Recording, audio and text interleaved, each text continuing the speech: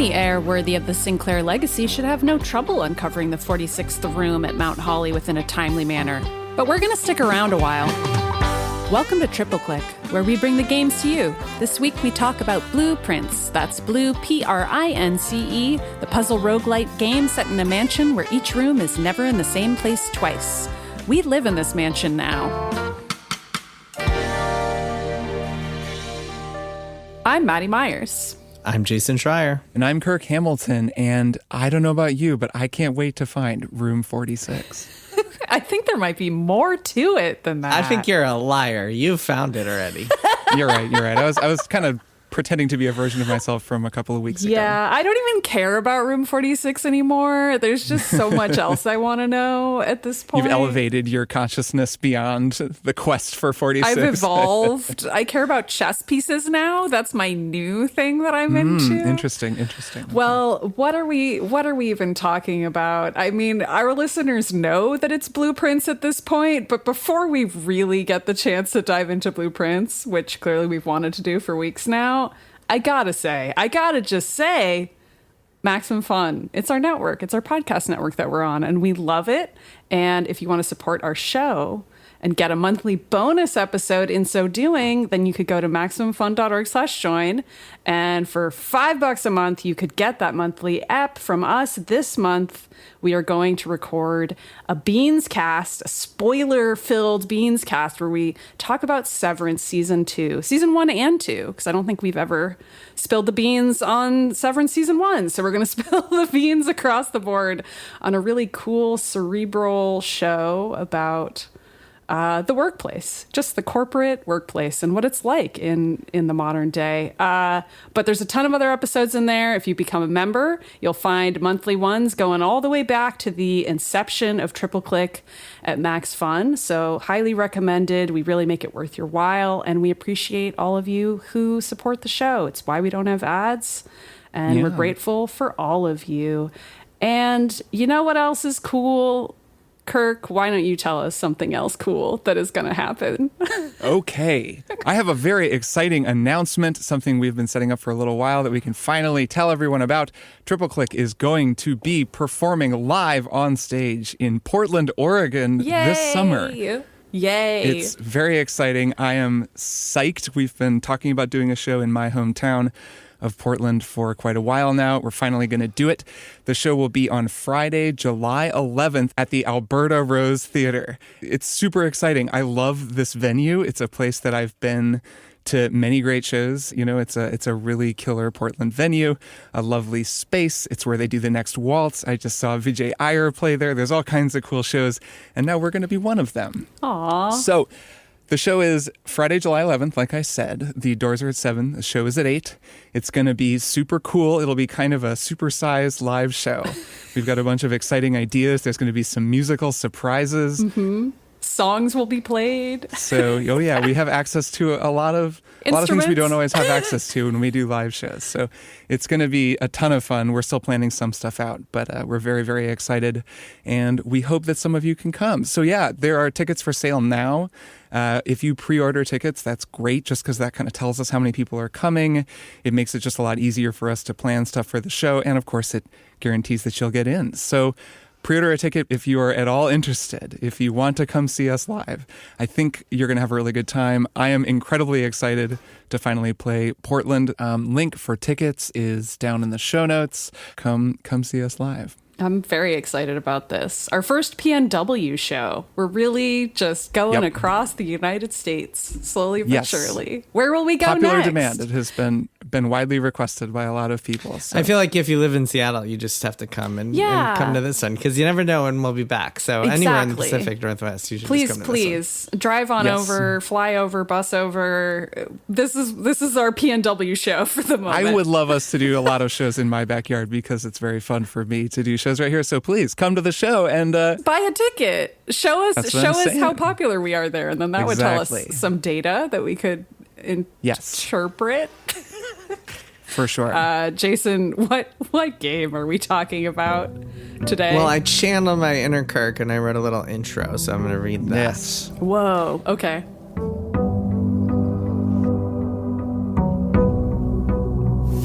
Today we are talking about the video game Blue Prince, as in a son of a king who is colored blue, not as in the plans you use to build a house. And if that homonym impressed you, this game is going to knock your skull out.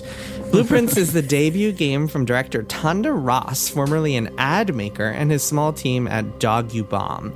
That you play as Simon P. Jones, a 14-year-old boy who is summoned to a mysterious mansion and told that he will inherit it on one condition: if he can reach room 46.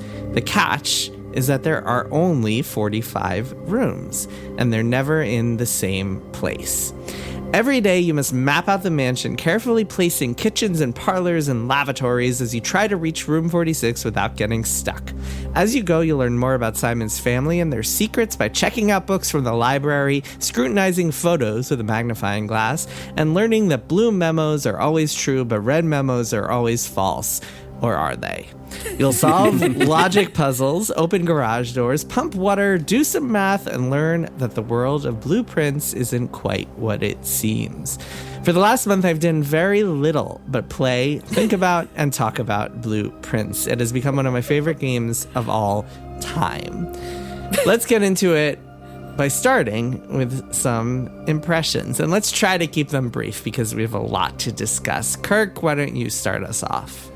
Sure, I will keep them brief. So I've played about 60 hours of this game. I am on day 70. I am obsessed with it. I think it is brilliant.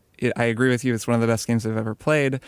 I've just been totally enraptured by it for the past month. My God, it's so good. It's so good. I wrote about it. I wrote a freaking long video game essay about it for my newsletter this week. That's how good this game is. It made your fingers start working again. That's how good it is. It is rare. So I have a newsletter. Listeners might not know this. I have a newsletter. You should go check it out.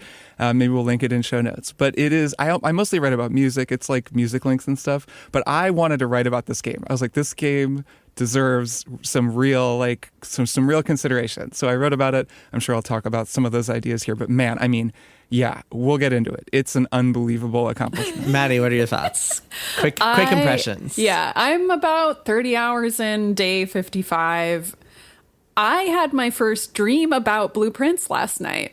I am now dreaming about the game in the sense that I was exploring the mansion in the dream and making discoveries in the dream. And when I woke up, I was annoyed that none of that progress was real or mattered. So I also have entered whatever vortex we've all decided to exist in now, where this is all that I think about. I just want to talk about Blue Prince all the time, and it's great, and here we are. I don't know. We're all in it now. We're all having a great time. We're inside the manor. We all live in Mount Holly Manor. Here we are. All right, so before we go any further, I want to explain a little bit about what this game actually is, because I've seen a lot of confusion out there. I think a lot of reviewers and podcasts have kind of struggled to articulate it because it's a tough game to describe. It blends genres. I described it on Blue Sky a little bit as kind of Outer Wilds meets Slay the Spire, but I don't really think that's a good way of encapsulating meets Gone it. Home. Meets Gone Home. So let me kind of give a brief description for people who aren't really sure what to make of this thing.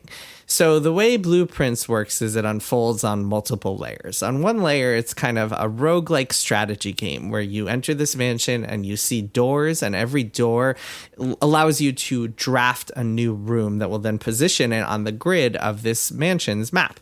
And those rooms that you get to choose from, you get to choose from 3 every time you reach a new door, and those are kind of randomly generated, hence the roguelike nature of it, and hence where a lot of the addiction comes in. And those rooms can be anything from a lot of them are just kind of generic manor rooms. You might have a bedroom, you might have a billiard room, you might have a parlor, you might have a kitchen, you might have a lavatory. And once you draft that room, you can go into it. And inside of that room is where the second layer of the game unfolds, because inside of that room is where the Gone Home of it all plays into it. And that's where you poke around, you look for things you can examine. Maybe you'll find a clue on a bulletin board. Maybe you'll find a book nestled away on a corner table. And in those clues, you'll find some sort of either a piece of lore or a hint at something else or a clue. And you move through this world very quickly. So by the first half hour, you'll have drafted maybe a dozen, maybe 20 rooms or something like that. And that's when you'll start to see the pieces kind of connect, because you might find that let's say you draft a billiard room, and then on the wall of the billiard room, there's this dart game, and you see a bunch of colors on it, and you try to interact with it, and you're just like, what is this? I have no idea what's going on. And then maybe a few rooms later, you'll draft something else that gives you a little bit of a clue as to what that means. And then you think, oh, okay, I should go back there and check that out. And then things start to get more and more complicated as you kind of unpeel the layers of the onion that is this game, and you start to think, you start to keep a running list of goals in the back of your mind or on a notebook, which is highly recommended while playing this game. And you might think, oh, if I combine this room with that room, what will that lead to? Or, oh, I just learned this key piece of information. I should apply it to that room, but I haven't drafted it on this run. Okay, I'll do it all tomorrow. Because every subsequent day, the mana resets, and you get a chance to do it all over again and draft new rooms and make new connections and solve new puzzles. Some of the puzzles are small and simple. Some of them are very big and complicated. And the game is really brilliant. And the reason it's so addictive is because it's brilliant at giving you so many different tantalizing breadcrumbs of like things to experiment with and try out and check out and solutions to discover and puzzles to solve on a grander scale. A lot of them are escape room style puzzles, which I think is an important part of this all. So it's like Gone Home with like actual gameplay is how you might describe the rooms themselves. And yeah, I mean, hopefully that helps capture what the game actually is, but there's still even more layers because it's also hiding a massive story and lore and all sorts of cool mysteries that you start to get into the more and more you play. Yeah, I think that's a good summary. Yeah, it's cool how, like, tabletop-like it is, I would say. Mm-hmm. It almost feels like a board game where you're, like, laying down each of the rooms of a mansion on a board, and that's a huge piece of it. But then that is interlinked with the fact that you are 3D walking around in first person in the mansion as well. You're interacting with this map with essentially tiles that represent each room just as often as you're interacting Gone Home style in first person with the mansion, picking up letters and, you know, opening drawers and finding safes with codes that you need to figure out in order to open them and all that good video game stuff. Yeah, specifically, it's Betrayal at House on the Hill is the board game where you're laying out the rooms, and it really looks and kind of feels like that. It does, yeah. If anybody listening has heard of that game or played that game, it's very similar to that. It has a very satisfying feel. So like that kind of combined with an escape room vibe, plus the roguelike elements, I would say the main thing I was super into and relieved about puzzle game wise is that something like a code or a password is the same across every run. And so that's where the roguelike part of the game comes in, where you accrue a piece of knowledge, say, like you're like, okay, that's like the key to this lock. I'm going to use that next run or next time because maybe I don't have enough steps to get back there right now, but I know where that is. And that piece of knowledge is going to remain true for every successive run. And that just is awesome. Like, because the entire mansion resets each day, but there are certain parts of the mansion that you're like, well, this is always true. So you always kind of feel like you're advancing and actually learning more about it each day. Yeah, that's an important point, is that like knowledge is what you're gaining. So in a lot of roguelikes, you're kind of like gaining skill or like gaining like unlocking progression. In this, a lot of it, there's some permanent unlocks. I would call it a roguelite because so much of it is permanent and so much of it is kind of like fixed. But yes, the roguelike part of it all, the reason to do it is to learn more things. And in fact, I think the best tip that people should have when they're starting to play this game is that almost always you should draft a room that you've never seen before because you will learn something new from it.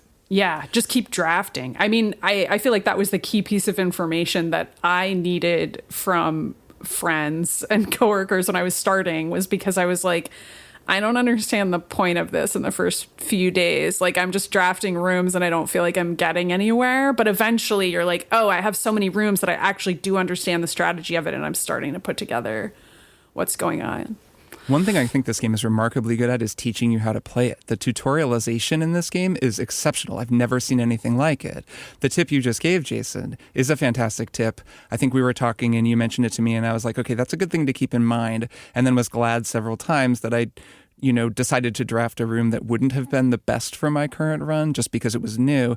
And then pretty shortly after that, I found a book in the game about drafting, and the first thing it said was always draft new rooms. And then it had quotes from people about their approach to gems and currencies and what they try to prioritize. And then the more you play, the more you find there are several volumes of these books that are just outright tutorials. They're telling you how to play and even revealing secrets. And then there are a variety of mechanics like that I'll let players discover, but they're really cool and they're explicitly giving you guidance within the game. And I think that's an important thing to say about this game.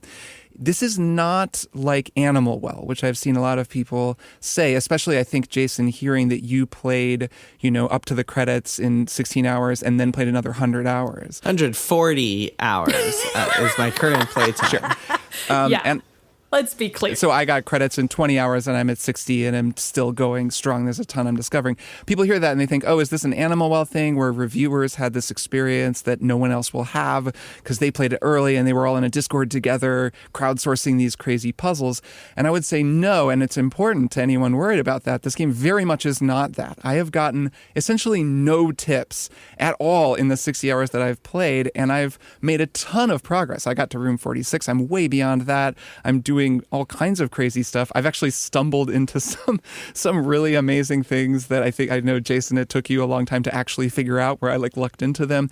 You can just play this game and it will reveal itself to you. And I think that's a very important thing to say about it. I'm not like some puzzle game genius. I don't actually go that hard on games like this, but I have 600 and something screenshots that I'm in the process of organizing into a series of folders so that I can know which ones are books and which ones are, things I'm trying to keep track of and which ones are puzzles. I've got notes. I write my notes on my computer. I just have thousands of words of notes that I've been keeping track of because I've been so drawn in and I've been so empowered to solve everything for myself. Yeah, so it's a puzzle game, but it's not really, the puzzles themselves are not really where the challenge lies, although there is a little bit of math, and if you struggle with kind of basic math, then you might have a hard time with that. But I would say that it's really more of an observational game, and you're rewarded for paying close attention, and the game teaches you that. You're right about the tutorialization, because the game teaches you that pretty quickly. One of the key items you can get all these different items as you move through the house that you can use to interact with the world in different ways, like a hammer or a shovel. One of the key ones is a magnifying glass, and that is one of the most useful, especially in the early game, because it allows you to zoom in on these books and photos and pieces of text that you're finding throughout the manor and learn more information from them. For example, you might see a photo and see a little bit of text that is really smudged and hard to read, and then you take a magnifying glass to it and now you can read it. Oh, hey, it says something interesting here. Or you notice some faint marks on a map or in the corner of a piece of paper, and you're like, oh, I should take the magnifying glass to this, and you discover something interesting. And by the way, one of the things that makes it so addictive and just kind of gives you that one more turn feeling of the best roguelikes or the best kind of strategy games is that kind of feeling of, oh, I haven't checked that yet. Oh, I want to do one more run so I can see if I can grab the magnifying glass and then go to the dark room because I want to check out that photo. But wait, I haven't gotten the utility closet that'll let me light up the dark room. So I have to do it next run. And that's one of the reasons that it can get so just brainwormed into you, is because you just have that one more turn feeling over and over again. But yeah, it really, even when you get to the deeper levels, I mean, there's some word puzzles in there that I think can get really, really difficult, not until end game. So don't worry about that stuff. But for the most part, careful observation and just kind of trying to unravel homonyms and logic puzzles and stuff like that. A lot of that is,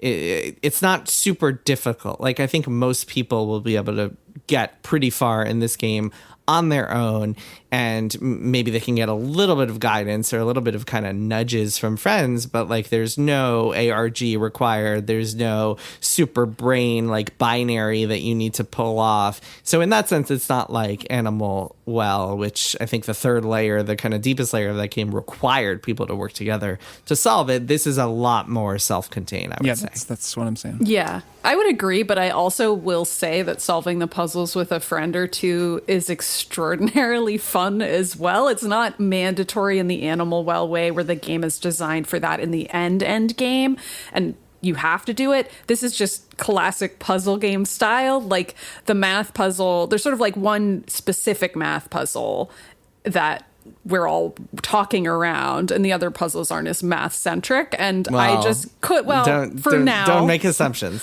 Fine. There's one specific one in the early game, and I couldn't figure it out. And so I asked my wife, who's better at that kind of puzzle than I am, and she had so much fun solving it with me. And it keeps getting more complex as the game goes on. And so anytime it would do that, I would like pull her in and be like, hey, like, let's keep trying to solve this puzzle together. And that was super, super fun. And I think if you just have somebody around in your life who's also playing this game, like it's been really fun at work to just talk with coworkers about what stage each of us are on. And then one of us might discover an item that you need to unlock a place. And one of us has only found the place, but not the item. And like watching those two people like interact with each other is really fun because they're both like, okay, like I know that I need this other thing. Can you give me a really oblique hint so that I'm in the right direction? Which I think is one of the more fun experiences of a puzzle game, is like figuring out the right kinds of oblique hints that you can give with your friends, or just outright co-op playing the game together the way Dina and I have been for that puzzle, just to have a good time. Like, I think that's a really great way to play this game, and I recommend that too, especially if you're somebody who's just like, I don't know if I could figure it out all on my own. I will speak for myself. I'm not sure I could. No, right. I think that's an important thing to point out. And that, you know, the puzzle that we're talking about, this math puzzle, to be clear, it's one of the small types of puzzles. There are puzzles that just take place within a room, and you can solve it. And if you solve it, you get like a key or a gem or something. And you want to solve it because it gets harder each time, and it's satisfying to solve it, and it helps you out. And it's also like useful to have keys and gems. It will always benefit you. But it's not like one of the bigger puzzles. It's a small thing. And yeah, those are very fun to solve with people. There are some that are sort of image-based associative puzzles, and I was staying with Emily's folks this past week, and I just was playing on Steam Deck, and I would just show them the picture.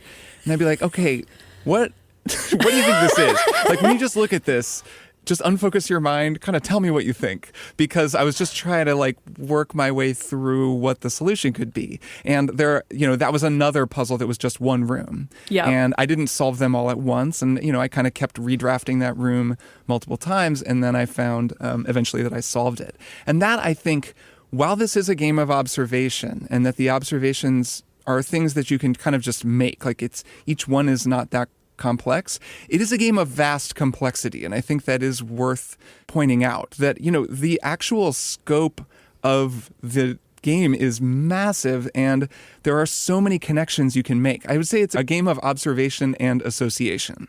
You observe, and then you make associations between different things, and you start to realize how they're connected with one another. And that's very rewarding. There are even puzzles that are structured, that are built on that. This clearly seems to be a way that Tondoras and whoever else, if anybody else helped design these puzzles, the way that he thinks is in terms of one thing and another thing and connecting between them. And what's so fabulous about this game is that it is this vast constellation of things as you play more and more and uncover them. And the thrill of the game is drawing these connections.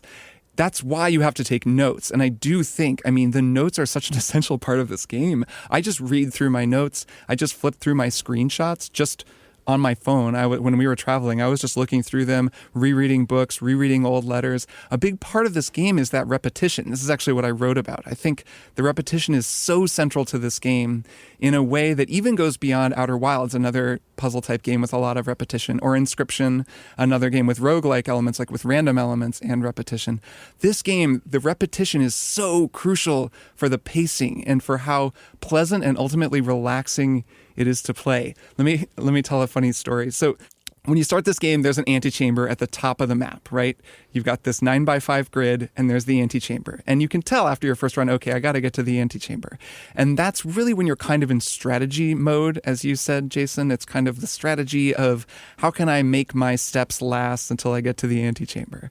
And for a while, I was really in that mode, and I would start getting kind of close, like on my 5th or 6th run. I'd have a kind of good one, and then I'd run out of gas or hit a locked door, and I was so frustrated. And then finally, I stayed up really late on this run, and it was going so well, and I'm like, oh man, I think I'm maybe finally gonna get there, and I'm gonna get the antechamber open, and I'm gonna be able to get in. And I'm counting my steps. I'm looking at the map thinking, okay, I have to backtrack and go here and open this door and then make it up. And I'm like, I don't know, it's gonna be really close. And I go and I find myself standing outside of the hallway, the room before the antechamber, with one step left. And I walk into the hallway. My step goes to 0. I keep moving as the screen begins to fade and enter the antechamber and get a reset screen. And I have to start over. So at the time, I was super bummed and then thrilled. I found it actually kind of delightful. Oh, this is such an ultimate gamer moment. I fell one step short of this goal that I had. Now that I've played so much more, I understand how each of those goals actually fits into the broader context of the game, and I've come to find it so relaxing. I think as I talk to people when they're early on, they're a little more anxious. They make more assumptions about being stuck. They feel a little more set on solving one thing or achieving one goal. And the more you play through that repetition, the rhythm of the game kind of, you start to see the broader rhythms of it and just relax into this vast unfolding story that's so pleasurable and fascinating. Yeah. You see the Matrix. Yeah, Kirk, I think you would have been even more frustrated if... I think I would have been equally delighted, right? In the end, I would have been like, true. oh, okay. You would have been like, oh, God. Yeah. Oh, no. I want to jump on what you said about observations and making connections, because I think that's a very big part of this game, not just in terms of solving the puzzles, but also in terms of piecing the story together, because the story itself requires a lot of archaeology, and there is like I mentioned before, a hefty story in this game that for me has made it all worthwhile and is really the kind of the secret sauce that makes this game work, and especially compared to a lot of other kind of Myst-like games or Metroidvanias that are trying to do this sort of thing.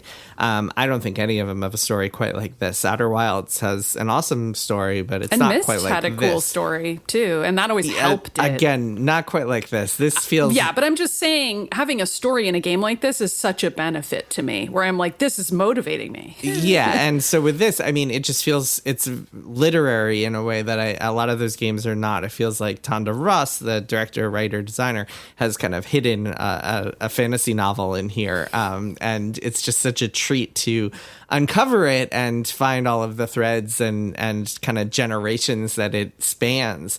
It's really sprawling and amazing. The connections thing, I think is a really good way of putting it, because making those connections is such a delight and gets your synapses going. And a lot of times I think it's a type of game where you're rewarded by just not like trying to slam your head against the wall and solve a puzzle right away. There are a lot of times where you might get to a door and be like, how the hell do I open this thing? Like, this is not like any door I've seen before in the game. And it would behoove you to just forget about it for a little while and just keep going elsewhere, because it'll be clear when you can actually open that door, and maybe you'll unlock it by following some other path. So there's a lot of moments like that, and a lot of moments where you'll make a connection later. God, there was one whenever if we wind up doing a spoiler cast about this game, there is one moment towards the very, very end, like very deep in the game, that I just wish I could scream about with the world, because it is one of the coolest like connections that I've ever made in a video game ever.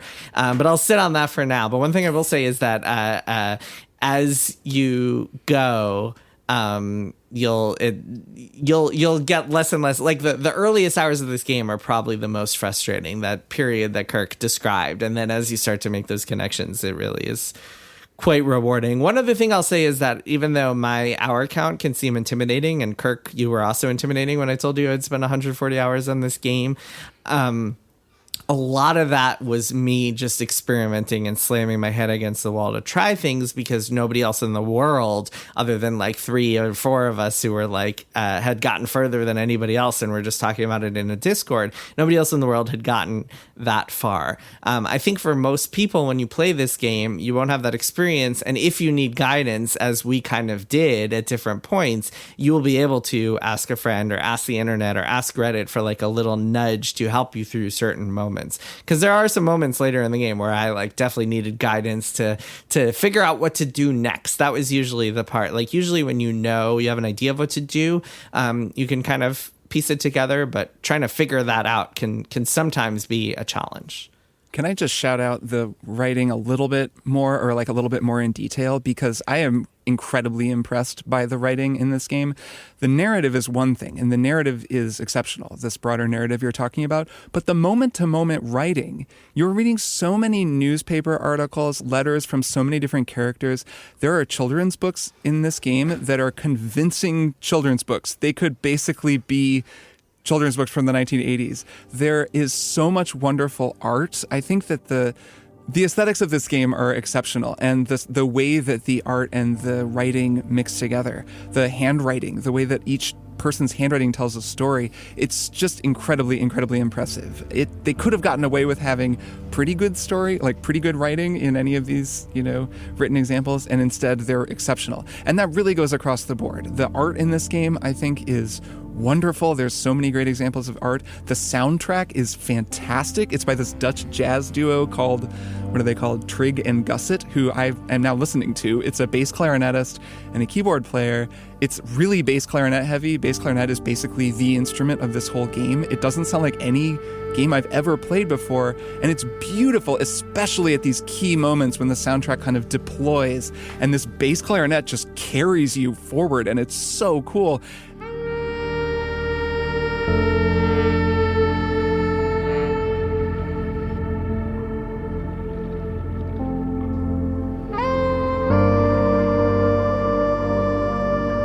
The game doesn't set a foot wrong, and it is incredibly impressive to me. It's so funny. I saw a review. I was reading some of the reviews. It's the highest reviewed game of the year so far, by the way. I was reading one review and thought of you, Kirk, because it was like one of the negatives, like the minus column was like the music isn't good, or like the music is repetitive, or something like that. What? Yeah, I was so shocked.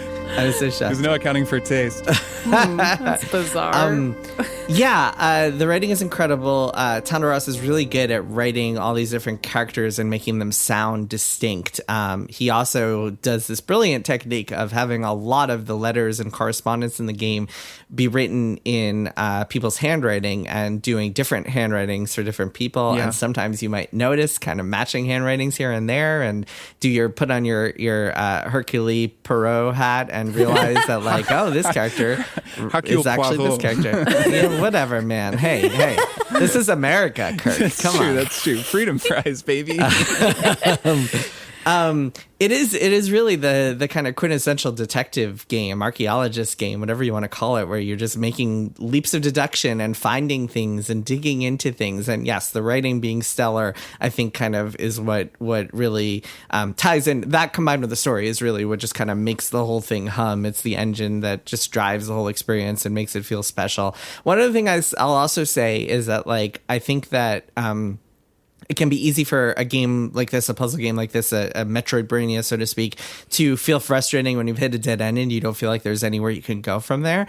This game is really, really good about creating multiple hints to each possible problem and just doling them throughout the game. Like sprawling throughout the game, are kind of sprinkled throughout the game, are these hints for everything. So every single puzzle in the game, chances are or let's say 95% of the puzzles in the game, there are solutions or at least clues for it in multiple places. So you aren't just required to have the one pixel hunting, like find the one letter that will lead you down this one thing. No, there are multiple places, to the point where like later in the game, past the point where it will be useful, but like there's this funny moment where like an entire puzzle might get just kind of spelled out for you later in the game. I'll be a little vague here, here, but like, and you'll be like, oh, okay, like I knew this already. Like, why is this here? This is very silly. But it's just like, just in case you didn't figure out that one. Like the game very much wants you.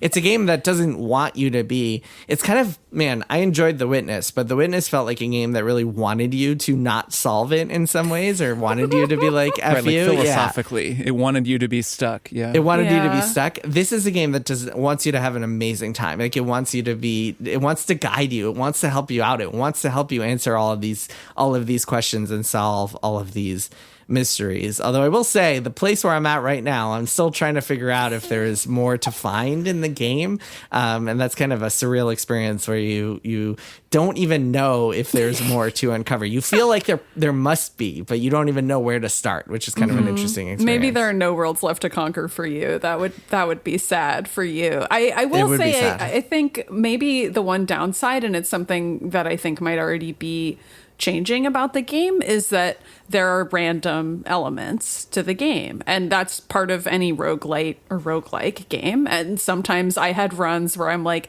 I have an amazing set of items and I'm just drafting the stupidest possible rooms, and I just have like this couple of specific rooms that I could go in any particular direction puzzle wise if I happen to draft them, or they're not in the right spot. Like some rooms need to connect to other rooms, or it's beneficial to you if they're close to certain things.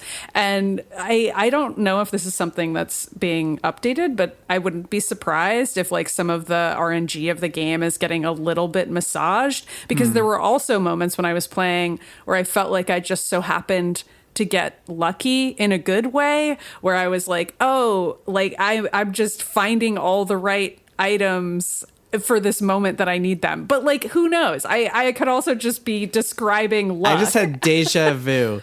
Was there a game that we talked about a couple of years ago where you were like, I think the RNG is getting massaged? Probably, I just had like the weirdest deja vu.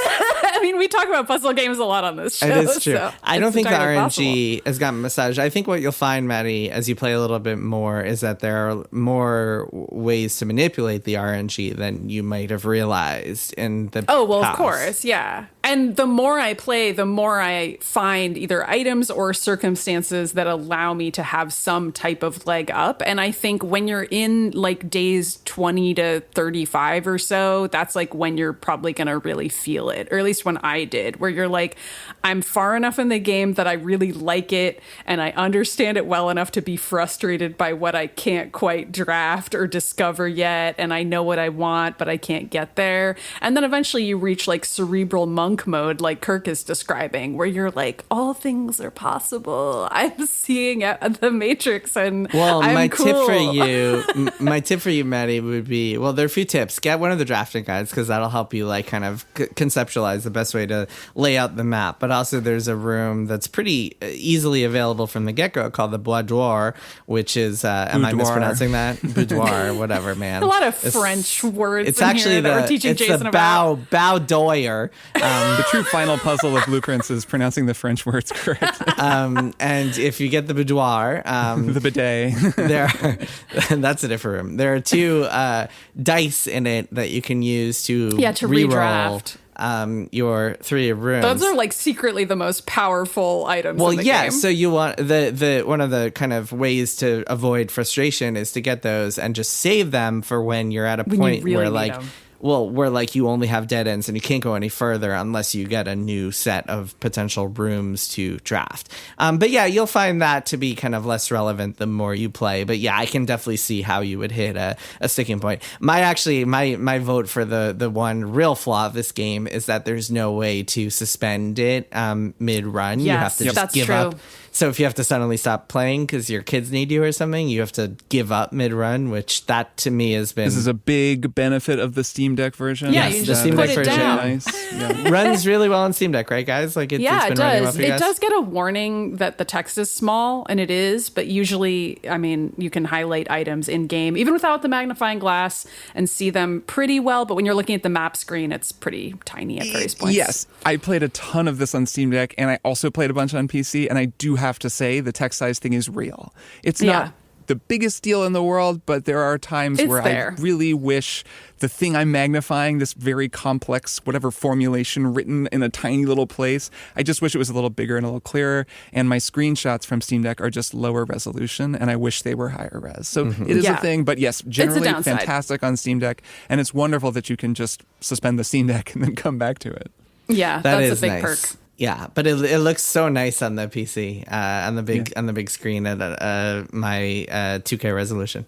Yeah, and there is something about the game that kind of feels handheld friendly too, because it's so board gamey. Like, it's not to say that it isn't amazing on a big screen, but I have really liked being able to play it on the deck and just take it with me everywhere and think about it all the time.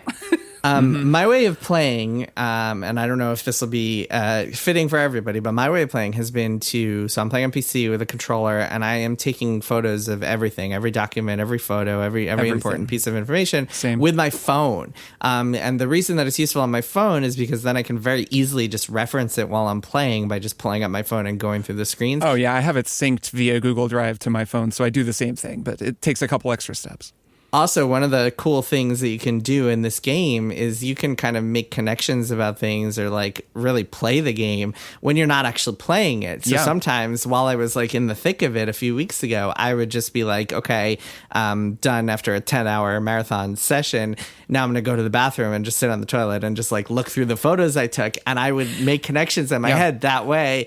And sometimes I would have to be like, oh, gotta go pull up another run. Sorry, it's past midnight. Grind set whatever. mindset. You're never not playing blueprints. You're always playing it. Exactly. No, a really wonderful thing about this game is its relationship to time. The way that you repeat over and over again is so central to how you play. But unlike Outer Wilds, which is on a timer, there's no timer. You can just stand in a room forever just staring at whatever you're looking at. And as a result, you also can't just rush around it and access everything all at once, which means that my screenshots frequently have information that I can't access in-game while I'm playing the game. There may be a book that I can't get from the library that I want to reference, and I don't want to wait for the library to get it in, but fortunately, I Xeroxed the book when I was in the library last time and have been carrying around the Xeroxes with me, and then I go look at them, and then sometimes I realize, oh man, this is kind of a bad Xerox. I need to go get it again because I magnified the wrong part or whatever. But that feeling of sort of multiple vectors of information that I'm accessing simultaneously across different time frames is so special and unusual. It's a big part of this game for me. Mm-hmm. So what do we think? Could a 14-year-old really solve all of these puzzles? Is Simon a genius? Like, what is going on there? He might be. He's got some pretty smart ancestors. He sure does. He's almost 16 in my game, so... Okay, yeah, because so much time has gone really by. Passing. I'm on day 300. And it's actually, the funniest part of this game is that Simon's dad has allowed him just to be by himself in this manner for 300 days. It's like he's Ash Ketchum or something. Eating nothing but oranges and bananas for apples. 300 days. No, he's eating like a delicious pot pie for dinner every day. Yeah, he's getting a porterhouse steak from time to time. It's not like he's never eating. The food in this game is actually it's very specific and delicious looking. It's I know. Not like Monster Hunter food. It's not super over the top. It's very restrained, but I want to eat every piece of food in this game. It is good. The salted banana, number one thing in the game. Every time I salt a banana, I'm like, I bet that's pretty good.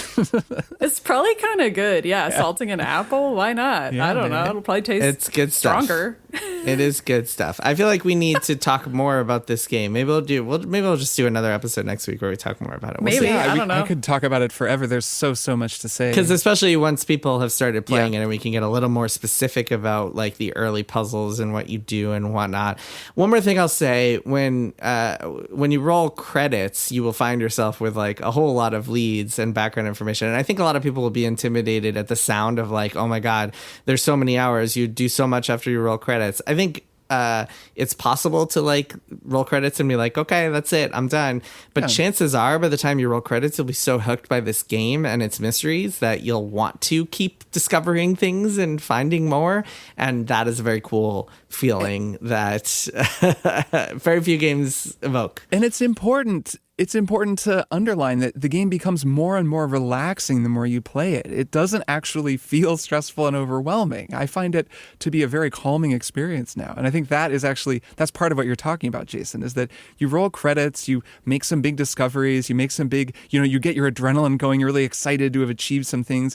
And then it just becomes more and more fun discoveries, and it's kind of just relaxing where any given day, who cares? I'm on day 70. I've seen everything. Like I haven't seen everything. There's some very exciting stuff I'm sure that I haven't seen, but I've seen so much. I feel so in control. I have a lot of permanent upgrades. Like you were saying earlier, I have the ability to manipulate the floor plan.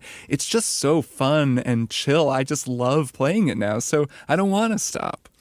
And you don't have to for quite a while. This is a meaty This is all game. we're playing for the rest of the year. I hope everyone's cool with that. At least for the next little while. 140 hours. Yeah. Like I said, it's dethroned Balatro on my Steam play. I think it might be number 2. Number 1 is still Final Fantasy XIV, which I have like 200 plus hours in. Beat Elden Ring. That's impressive. Yeah, it's about to beat Elden Ring, I believe. I have to double check. It would be pretty hard for it to beat Elden Ring for me. I think I had like 300 hours on that. But we'll see. I don't know. I'll check back in later. Yeah. All right, we're going to take a break, and then we'll be back with one more thing. Dr. Game Show is a podcast where we play games submitted by listeners with callers from all around the world, and this is a game to get you to listen. Name 3 reasons to listen to Dr. Game Show. Kyla and Lunar from Freedom, Maine. Dishes, folding the laundry, doing cat grooming. Okay, thank you. Great. Oh, things you could do while listening. Yeah. I love that I'm like, why do you listen to this show? And Lunar's like, dishes. Fantastic. Manolo. Number 1 is that it will inspire you. You're going to be like, oh, I could do that. That's all we have time for, but you'll just have to find Dr. Game Show on Maximum Fun to find out for yourself. And we are back. I'm going to go first because this is less of me, one more thing, and more just something we should quickly follow up on, which is that since we recorded last week's episode in which I said, I cannot see Nintendo changing the price of the Switch 2. Nintendo has announced that they are suspending pre-orders of the Switch 2 or indefinitely delaying them because of the tariff situation that is happening in the United States right now. Nintendo didn't say this, but some context here is that during the first Trump administration, in part because of Trump's trade war against China, Nintendo moved Switch production to Vietnam. And Trump unexpectedly issued a 46% tariff on Vietnam, which will, of course, affect the Switch 2. And so we don't know what's going to happen. We don't know if Nintendo is going to hike the price. We don't know. I mean, anything can happen in the Trump administration day to day. So like even we're recording this on Tuesday. By the time this goes live, things could be totally different. But as of right now, we are in this kind of, I don't know, like a purgatory period where there are no pre-orders available for Switch 2. And we don't know if Nintendo is going to like suddenly come out and be like, hey, we can't sell this for $450 anymore. We have to hike up the price because of the Trump tariffs. So there's a follow-up on what's been going on with the newest gaming console. Yeah, this is pretty wild. I'm kind of glad I didn't manage to make a prediction about this because I don't think I could have predicted how stupid this was going to be. I think my original version of my prediction was the tariffs won't impact the Switch 2 because I just kind of was one like, your predictions. Yeah. No one would be so stupid as to do something like but that. that was a prediction that you just like killed, right? And we didn't even air that part. Yeah, it's not in there. Because I did get a couple posts from people being like, oh, Maddy, what happened with your prediction? Because I think people just forgot that we asked that one and they just remembered that I had one related to this. But God, I never could have predicted how stupid this reality is going no one could have. Who really could be. I know. Yeah. It just keeps happening. Here we are. Yeah. Anyway, that's the latest update. I guess we'll discuss more when there is something to when we know discuss. more. Yeah. Maddy, what's your one more thing? So I found out that my beautiful wife hasn't seen a whole lot of really good Pixar movies. So we've just been watching a lot of Pixar movies and it's her first time. And that's been so fun because a lot of them are extremely good. I put Inside Out 1 and 2 down here, but I just wanted to note that we also just watched Toy Story 1 and 2.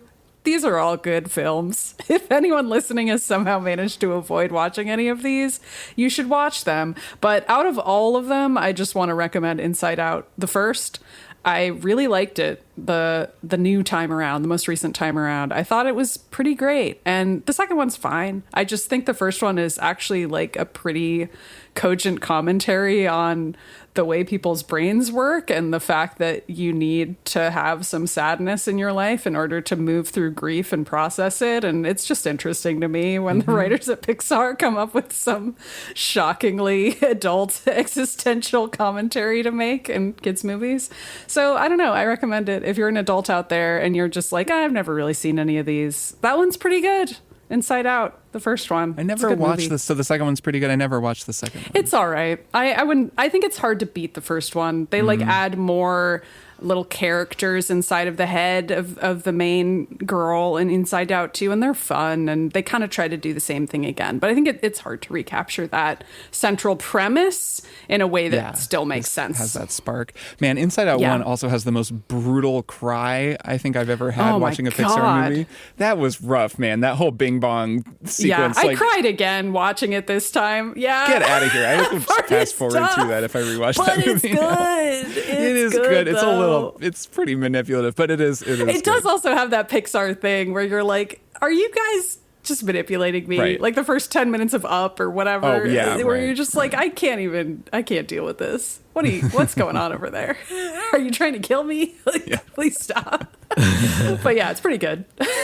Up was every Pixar movie has something like that. I mean, I'm more mixed on Up these days. I don't love Up. I just recently saw something referencing the Ratatouille critic Egon moment, and that is like so. You mean Brad Bird's just giving a monologue in the middle of his own movie about movie critics? It is, it's a little bit. I appreciate the sentiment of what they're trying to say, but also like it's pretty mawkish and I see that's part of why I'm like I don't recommend all of them. Like some of them I think are cloying and are Ratatouille is great. It's a great movie. Kind of you see the strings being pulled by a rat behind your head, as it were. But I agree, Ratatouille's great. But like I do think some of them are better than others, and it's been kind of fun to like go back and revisit them as an adult and be like, which of these actually hold up and are fun to watch, and which of them are just kind of silly. You know what movie holds up? Because I've now seen it 4 dozen times. I bet I can guess. Encanto,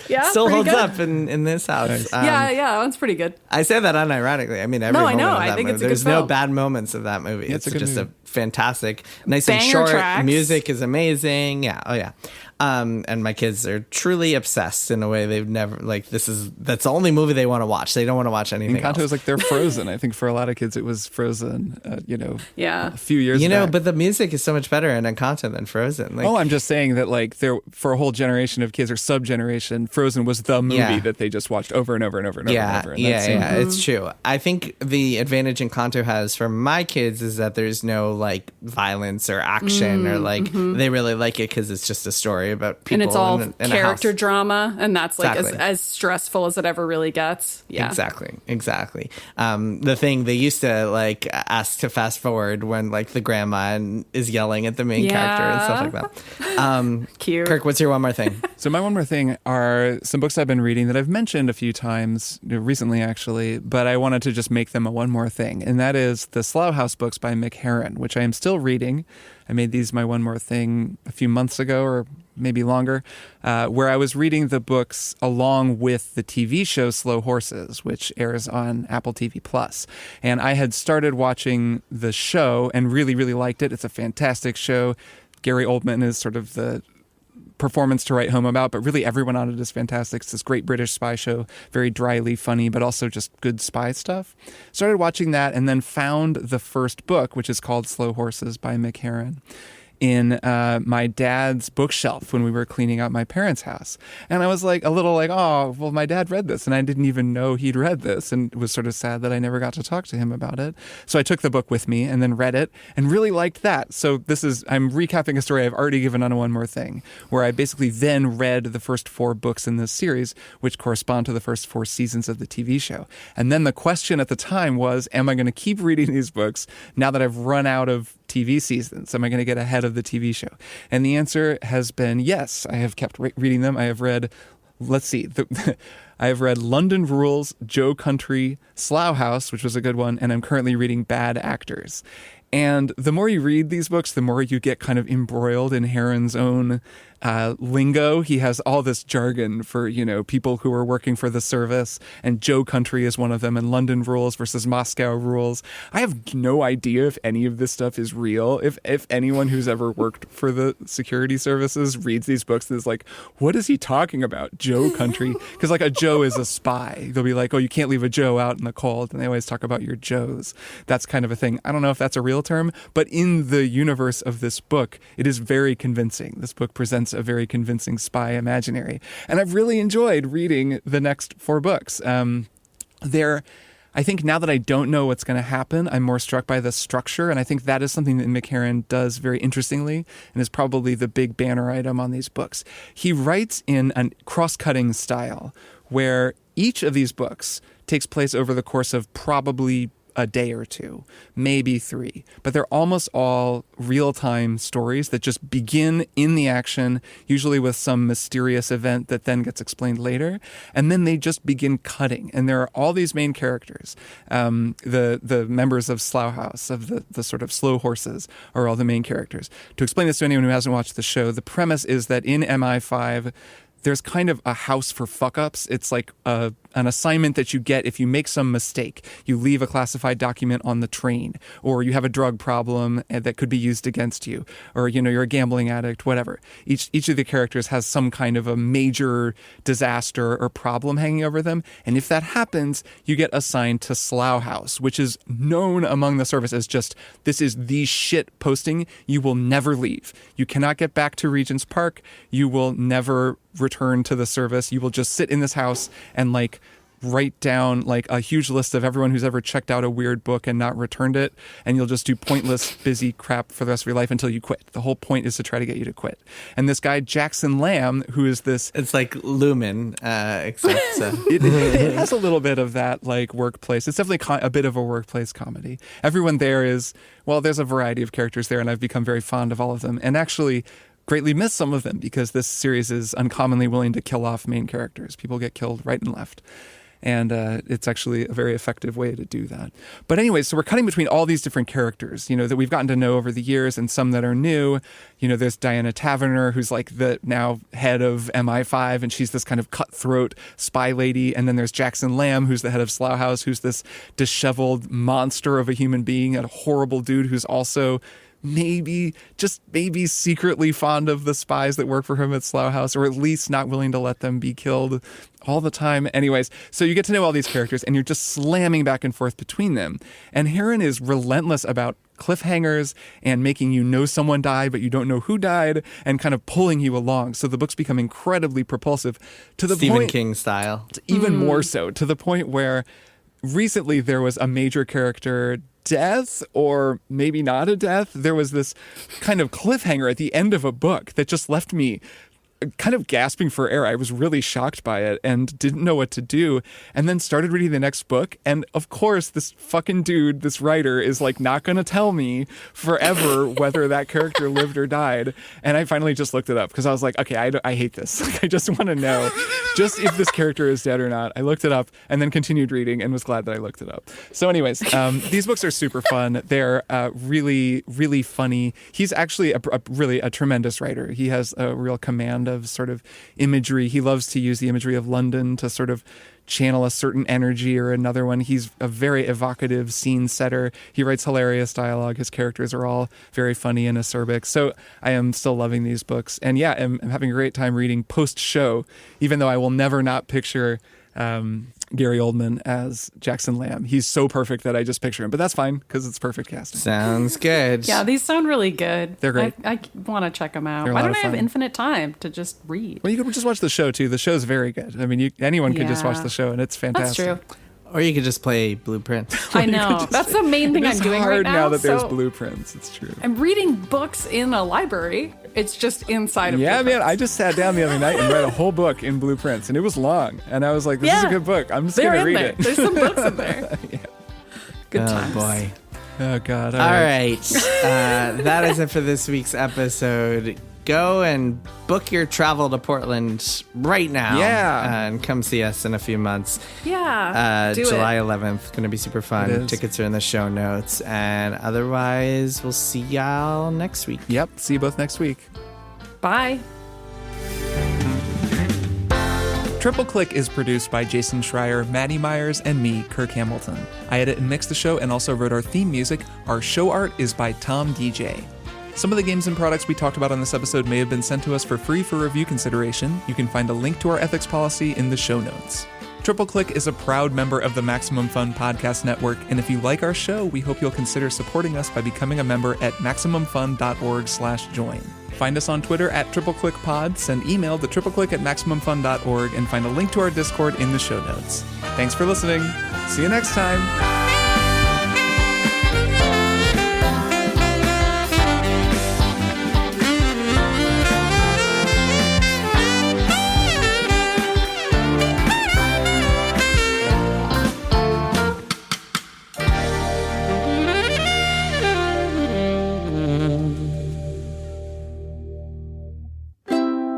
Maximum Fun, a worker-owned network of artist-owned shows. Supported directly by you.